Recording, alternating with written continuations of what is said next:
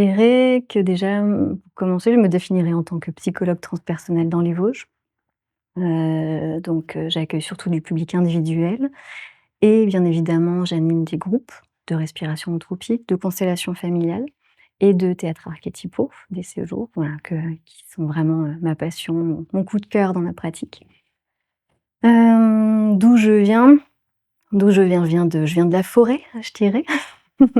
J'ai un ancrage fort avec, la question de la forêt, des Vosges, de la nature, de la montagne, ça c'est vraiment important pour moi. Ça fait aussi partie, de ce qui nourrit ma pratique, heu, de développer une relation sensorielle à mon environnement, à ce qui m'entoure et de l'intégrer dans mes pratiques et dans mes accompagnements également.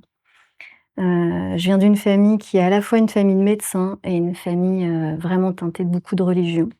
Donc ce qui a, constitué un mélange assez particulier en moi entre un besoin d'ancrage, rationnel, scientifique, de compréhension, de vraiment de logos et puis en même temps, voilà, de cette famille, très religieuse qui a ouvert en moi des brèches, de questionnement, plus profonds, plus spirituels, de qu'est-ce que la vie? Qui suis-je? Où est-ce que je vais? Et donc, j'ai un peu, erré comme ça avec, c des questions existentielles très tôt, qui m'ont amenée au début à vouloir être philosophe. Heu, j'ai vite lâché ce projet-là quand je suis arrivée, au lycée avec, la philo, bien, traditionnelle, bien classique, qui m'a un peu desséchée et puis je me suis rendu compte qu'en réalité, c'était plutôt la psycho qui s'apparentait à ce que je voulais. Et avant de me lancer dans la psycho, je me suis dit que, je voulais vraiment discerner ce qui était de l'ordre d'une vocation, en tout cas d'un appel, d'un projet et d'un besoin personnel. Donc, très, très tôt, à 17 ans, j'ai commencé à être en thérapie pour vraiment faire ce chemin de différenciation entre, ce qui est du perso et du pro. Donc finalement, je suis partie sur, 3 ans de lettres classiques, donc latin, grec, mythes. Là, j'ai pu vraiment, reconnecter avec ce que j'aimais, les grandes histoires, les grandes images, et puis au bout des 3 ans, il y a quelque chose qui s'est dit que non, c'était véritablement la psycho que je voulais faire. Donc je suis repartie sur un master en psycho et là, j'ai aussi vécu une autre forme de désenchantement, c'est-à-dire que la psychologie clinique m'a apporté aussi beaucoup de sécheresse. J'avais l'impression qu'on abordait, la psyché comme, un animal mort, qu'on disséquait sur une table, pour observer ce qui s'y jouait.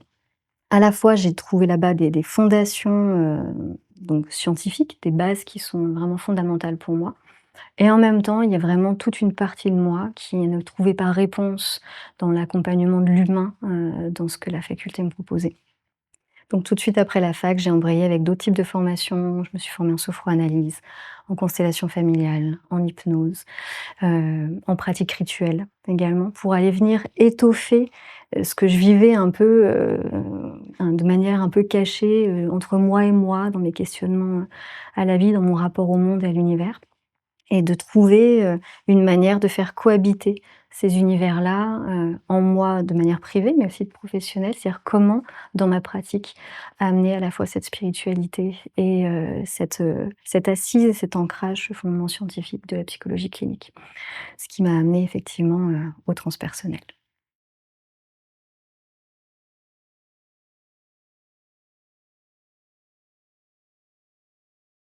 Mmh, je crois que mon parcours personnel est un cheminement dans une durée plutôt que de rencontres de déclencheurs qui m'ont amenée au transpersonnel. Il y a quelque chose vraiment de un peu d'une graine, Jean Houston parle de l'entéléchie, c'est vraiment cette graine du possible qui cherche à éclore. Je crois qu'il y avait vraiment quelque chose comme ça en moi d'une quête du sacré et de qu'est-ce que l'amour avec un grand A, je pense, hein, vraiment au-delà de qu'est-ce que l'amour entre humains, qu'est-ce que l'amour, qu'est-ce que la conscience, qu'est-ce que la présence? Ça m'habitait vraiment très petite, je le formulais vraiment, très, très jeune et les rencontres, en fait, n'ont pas été des déclencheurs, mais plutôt comme si je venais recevoir des bouts de peau sur ces questions-là. Comme si, une constellation familiale, la toute première a pu donner, un peu une densité à des, perceptions, à des pressentis sur l'importance du chant et de l'influence du système familial. Hem, des thérapeutes, hein, aussi, j'ai souvenir aussi très jeune de de psychiatres qui m'expliquaient un peu les théories d'Adler et puis les héritages familiaux inconscients et cetera. Donc c'était très marquant ça de me réinscrire dans un système. Donc il y a des rencontres qui m'ont vraiment offert une lecture systémique aussi des choses qui est assez structurante et structurelle chez moi.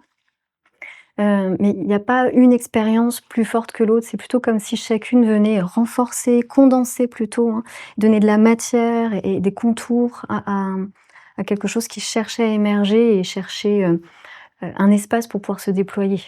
Voilà, et toutes ces expériences-là ont offert ça, des espaces pour se déployer.